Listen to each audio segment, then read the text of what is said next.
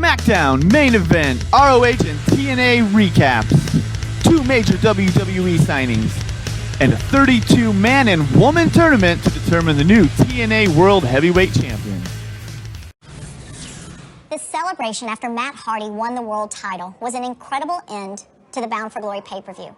However, the following 72 hours has seen our company in chaos. The injunction that was filed by former world champ Ethan Carter set into motion the potential for the world title to be held up, not just for days, but potentially weeks, if not months. I was ready to fight it at all cost. And then I received a phone call from Matt Hardy yesterday. And after talking with Matt for a very long time and consulting with my senior executive staff, we made the decision to accept Matt's to relinquish the world title and, in essence, negate the injunction. What Matt did was incredibly unselfish. He put this company, he put this industry ahead of his own personal gain. And after much discussion, it's also set up something quite unprecedented. You know, since my coming to TNA, we've had a renewed emphasis on world-class wrestling and clarifying our title picture. And that's absolutely our mandate going forward. But the problem right now is we do not have a world heavyweight champion. So after much discussion, deliberation, and really soul-searching, in this deliberative process, we've set up a framework by which we feel, coming out of it, we will find a new, true, undisputed champion who will stand for everything that we want this company to stand for. And this is going to be called the World Title Series, and it starts tonight on Impact.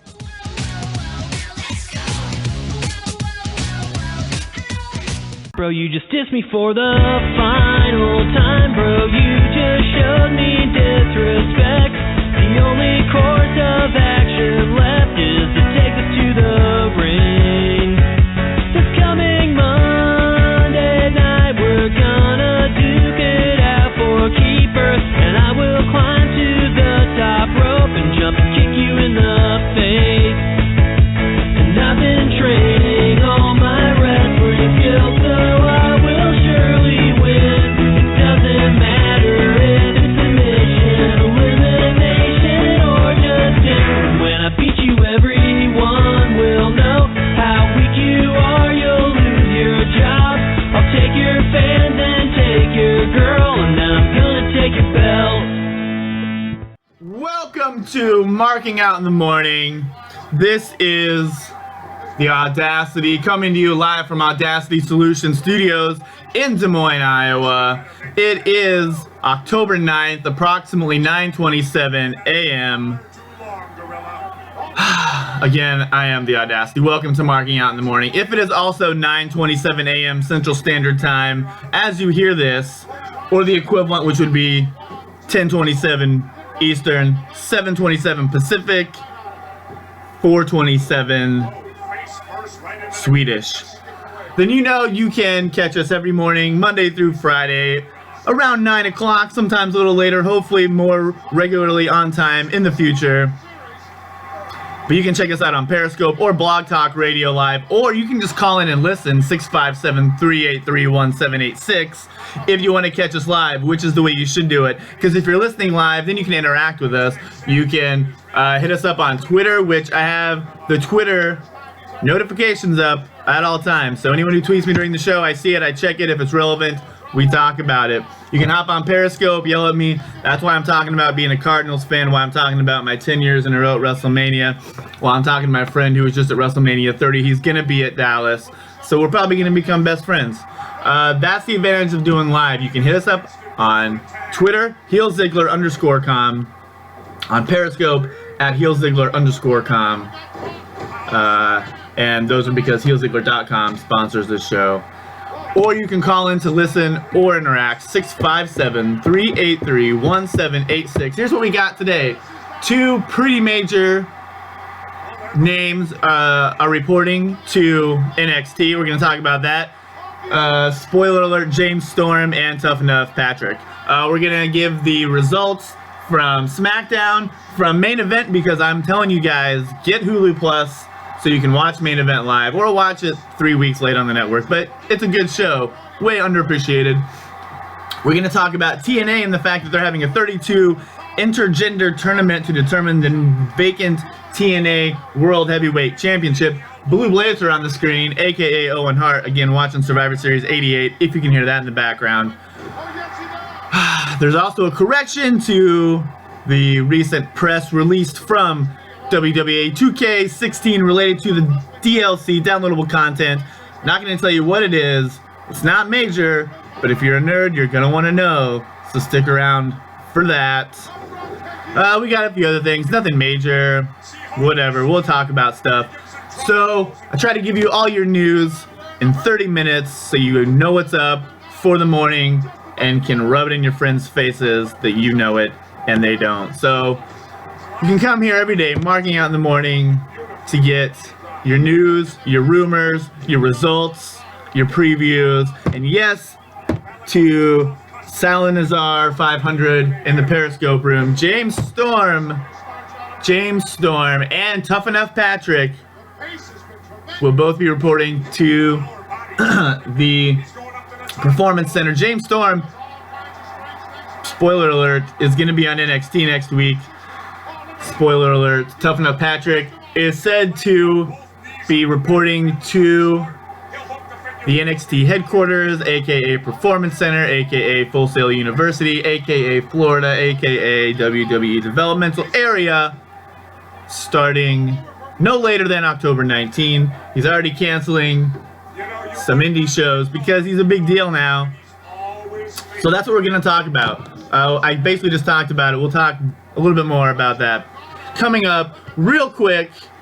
We're going to go through the SmackDown results as well as a few other results. So you can't hear this on Periscope, but to everyone listening later on YouTube, watching on YouTube obviously, but also listening, you got to do a little bit of both. Spoiler alert, spoiler alert, spoiler alert, spoiler alert, spoiler alert, spoiler alert, spoiler alert, spoiler alert. All right, so here we go. We're going to run through real quick the SmackDown results from last night. If you haven't already seen it, I just played the spoiler alert soundtrack. Talking to my live listeners in the Periscope room. SmackDown results, here we go. Big E defeated Dolph Ziggler after the New Day had a long but relatively funny intro. The other members of the New Day caused distractions despite the Dudley Boys coming to ring to try to help Dolph Ziggler. Charlotte, Becky, and surprise partner Natalya defeated Team Bella in a 6-woman tag match when Charlotte hit the figure 8. Ryback defeated Rusev despite Summer Rae trying to help and Owens doing commentary.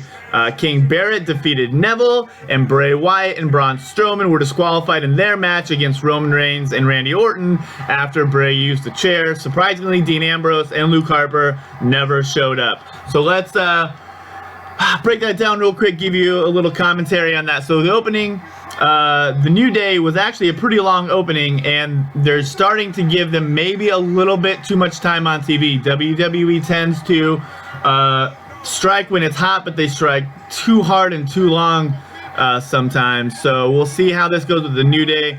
I love the New Day, but I'm worried WWE is going to overuse them and get everyone tired of them before they really have a chance to make a big deal. In the 6 Diva tag, again, no surprise that Charlotte comes out looking strong with the figure eight getting a clean tap.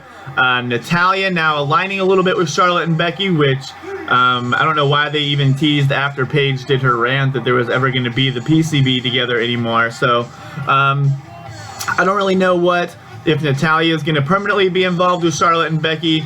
It very well could be. It would be a good way to put Natalya back in. She is someone who can hold her own in the ring with some of these girls involved in the Divas Revolution. She was involved in some of the early matches that got a lot of people's attention, so she would be a good fit in there, at least for a while. Paige continues to get burned. We'll talk about that a little bit on the main event results coming up. But it's interesting to see. I'm interested to see what they're doing with Paige specifically, although it wasn't really addressed much on SmackDown. Then we got Ryback defeating Rusev with Summer Rae trying to help Rusev but not helping enough. And Kevin Owens doing commentary coming out and obviously cheering on Rusev over Ryback. again, not much to say. They're making Rusev, considering he was someone who was undefeated until John Cena stepped up. That's, losing to Ryback and letting Summer Rae be the cause of some of your losses just seems like kind of weak booking for Rusev. Again, someone who I think is underused, but maybe after this feud gets out of the way, he can move on to something better. Maybe they'll let Rusev, Ryback, and Kevin Owens have a three-way feud for a while, because it looks like they're kind of distancing Rusev from Dolph Ziggler and Lana and focusing more on getting a title and Summer Rae. So maybe that will be a three-way feud instead of Rusev going back to try to get the U.S. title. Again, that would make the Ryback match a little bit better, even though Kevin Owens as an opponent makes your matches better. Real quick, King Barrett defeats Neville. Neville's still not a big enough player to get wins over guys like King Barrett, although King Barrett, maybe they're finally giving him a push to make the fact that he's king mean something. I like the idea of King Barrett, Adrian, Neville, and Stardust kind of having a three-way feud, although that would seem a little repetitive if Ryback, Rusev, and Kevin Owens do that, so we'll see what's up there. Bray Wyatt and Braun Strowman got the DQ finish. I thought it was weird that Luke Harper and Dean Ambrose didn't even make an appearance, and that this was just another whatever. Who cares about this match? Hopefully Hell in a Cell ends it, because I think I speak for all of us when I say we're ready for Bray and Reigns to move on to other things. Alright, so that was SmackDown, and we're gonna move right on to main event, and I'm gonna have to play the sound effect again. Spoiler alert, spoiler alert, spoiler alert, spoiler alert, spoiler alert, spoiler alert, spoiler alert,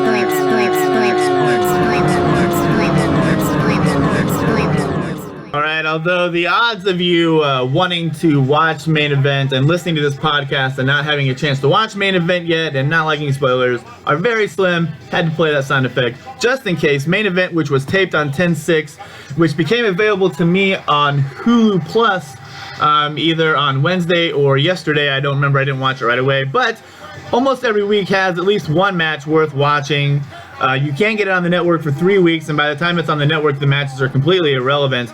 This week, Kevin Owens came out to cut a promo about his wanting to be named Superstar of the Year at the next Slammies, and then talking smack to the commentary team about how no one mentioned he is the first person in WWE history to make his WWE Madison Square Garden debut as an entering Intercontinental Champion.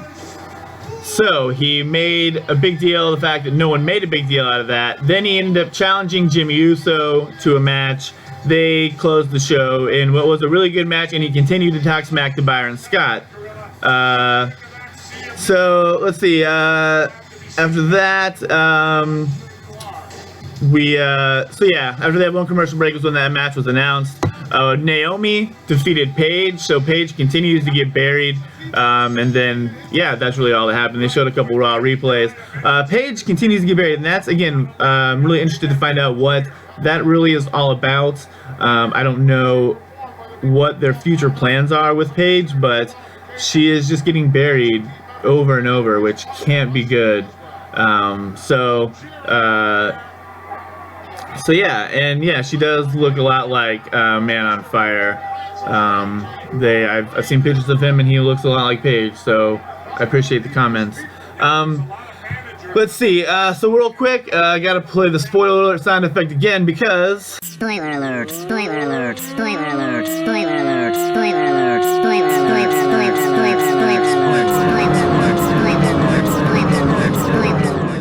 alert, because TNA, I'm not going to go through the whole show last night because I barely watched TNA, but if you listen to the beginning of the show, the opening, we played a sound clip that was Dixie Carter and Billy Corgan announcing that with Matt Hardy relinquishing the title due to his injunction that was put on by our good friend EC3, the TNA World Heavyweight title will be decided in a 32 intergender tournament that is not necessarily single elimination. It begins with 8 groups of 4 who do some sort of round robin competition. It's a point-based system, and I believe the 8 winners after that are in a single elimination tournament. I could be a little bit wrong. They did announce half of the competitors on the show last night. That's the only thing I'm really going to talk about for TNA Impact. And here are 4 of the 8 groups of 4. The first is called Group Wildcard. It includes Aiden O'Shea, Crazy Steve, Mahabali Shera, and Kenny King. I don't know any of those people. Group 2 is Group Knockout. Madison Rain, Awesome Kong, Brooke Tessmacher, and Gail Kim. Group United Kingdom includes Brahm, Rockstar Spud, Grado, and Drew Calloway. And finally, the group champions include Austin Aries, Ethan Carter III, Mr. Anderson, and Bobby Lashley. So, that is the TNA Impact Wrestling results I'm going to give you. I'm not going to go into any more details about that. And TNA is not going to survive a whole lot longer. This tournament is kind of interesting. I think the fact that they're including a knockouts division, so I guess at least one knockout will advance to the final 8. I think that's interesting. I don't know how that'll play out and who they're going to want to advance for that. So I guess I'm actually a little bit interested in this tournament. I like tournaments in general. So it'll be interesting to see how their TV deals come together and how this tournament plays out. Why Matt Hardy really put the title up. If he has any intention of leaving for WWE, like a lot of WWE fans hope. So, yeah. Anyway, that's TNA. But until we get to James Storm, that's done with my TNA talk for right now. Let's go over real quick the ROH results, and I am straight up reading this off ProWrestling.net because I was ill-prepared, but there's not a whole lot to report. This is what aired 2 days ago on Destination America. The Briscoes defeated the Time Splitters in the opening match. An IWGP Heavyweight Champion, IWGP Heavyweight Champion, Kazuchika Okada faced Roderick Strong in a non-title match.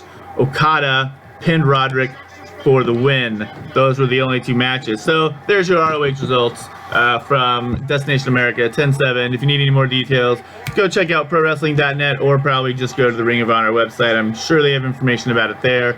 If not, that's a problem. Let's talk real quick then about the new guys signed to WWE. We just found out that James Storm, an 18-year pro wrestling veteran, makes his NXT debut next week. So I'm sorry if I spoiled that for you, but odds are, unless you did not turn on the internet between now and next Wednesday, you were going to hear about it. I wish I could have not known, but I don't think I could have possibly avoided it. Anyway, that being said, he will be making his debut next week. James Storm is someone that lots of people have been hoping for and speculating for a long time. He follows TNA talent such as Samoa Joe, the Dudleys, Rhino, who recently jumped ship and come back and found a place in WWE. I know very little about James Storm. I've watched very little TNA wrestling. I watched some of the Bound for Glory series like 2 or 3 years ago, maybe longer ago than that. It's been a while. So there's I don't know a lot about James Storm. I'll be interested to see how he does in NXT. I'll be interested to see how this begins to play out in NXT when you got enough guys coming through that eventually Samoa Joe, Rhino, James Storm, all these guys could be seen as a faction within NXT. Former ROH or former TNA. I don't know how much they would want to even acknowledge that these guys all came from somewhere together, especially if they were WWE talents before they went to TNA. So maybe that'll never come up. Maybe James Storm will just get treated like everyone else in NXT. That'll be interesting to watch. And if any of you watched Tough Enough at all, then you may be interested to hear that Patrick from Tough Enough, who was by far and away the all-around most talented slash most well-versed slash most charismatic of the combination of all the Tough Enough competitors. He got voted off because of some really poor choices by the judges and the fans, really, in most people's eyes. Anyway, it doesn't matter. Turns out within the next 10 days or so, he should be reporting to the WWE Center in Florida. So expect to see him on NXT before too long. He was really talented, really passionate, really knew what was going on. He was killing it on the Indies. He just won his first title last week, I think, but is now canceling dates because he is no longer a free agent. He must report to the Performance Center. So WWE continues to load in a bunch of talent, and we'll see how many other people. We know Amanda from Tough Enough has been brought on board. So not both second place competitors, I guess, because second place for the guys was ZZ. Although, yeah, actually ZZ, I think, was rumored to have been signed. So that's 3 guys and at least 2 girls from the show that got at least opportunities to work at the Performance Center. So we'll see how the rest of that pans out and how that affects and how that affects Tough Enough future going forward. Vince seems convinced it's a good show, so Vince seems convinced. That's pretty hilarious. Vince wants, I think, to do another season of Tough Enough, so expect that to come out on the network if no other networks are willing to pick it up. All right, and we got about 10 minutes left on this one thing we're going to talk about real quick.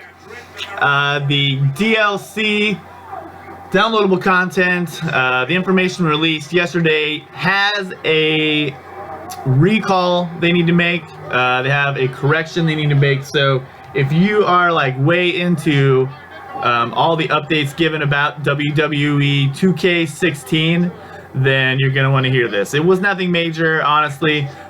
Here is the exact wording as it comes from the website, and I accidentally pulled up the wrong one.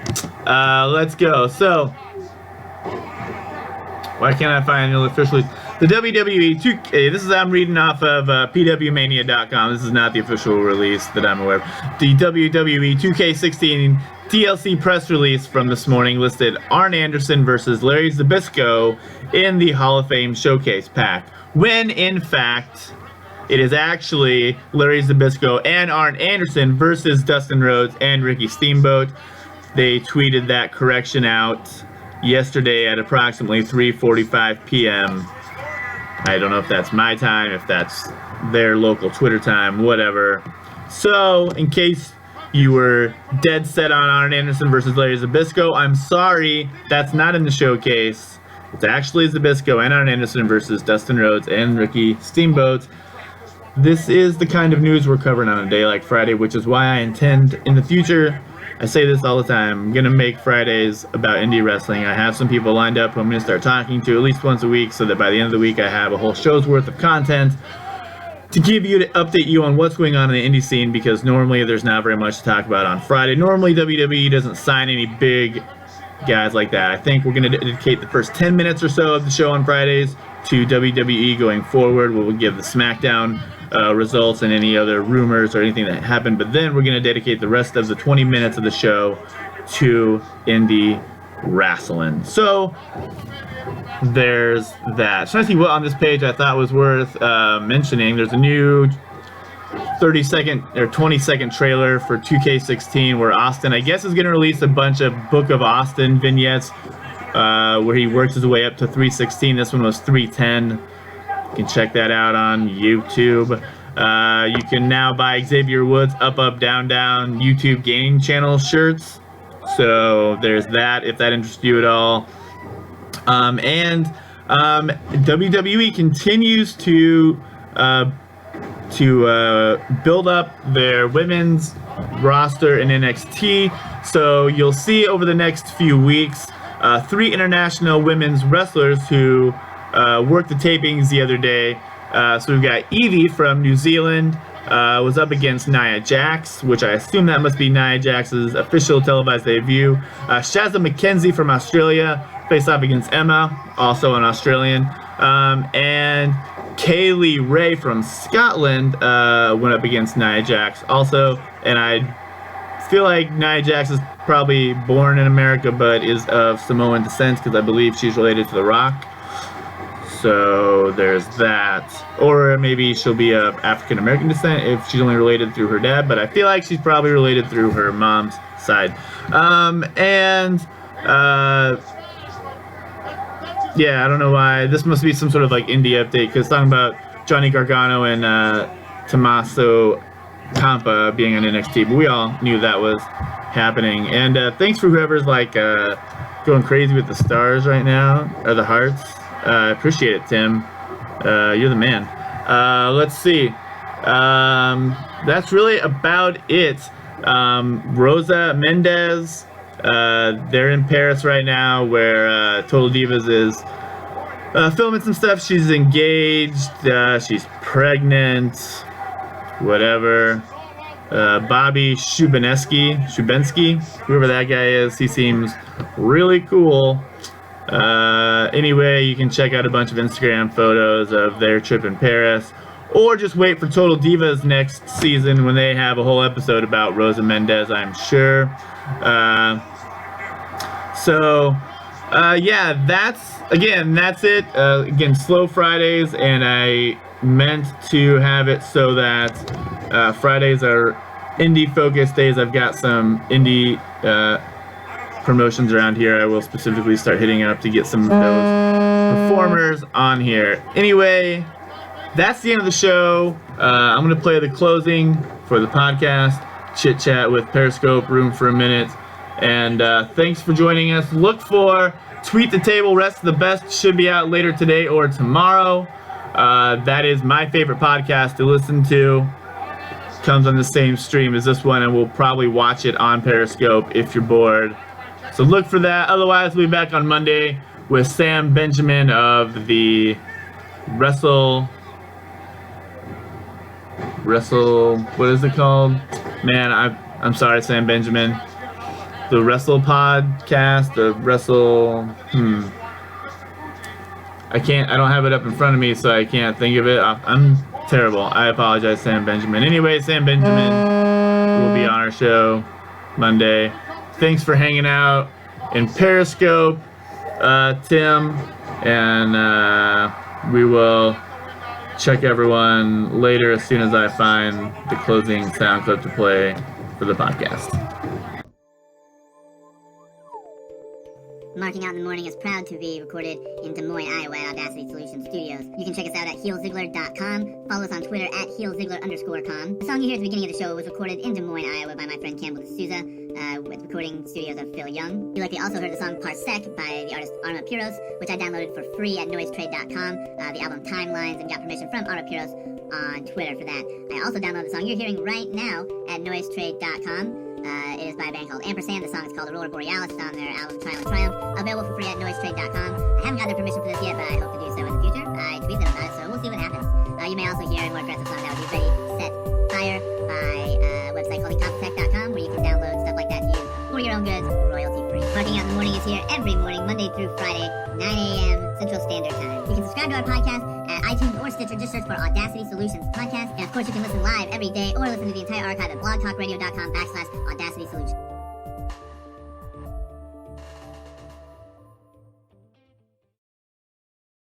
YouTube.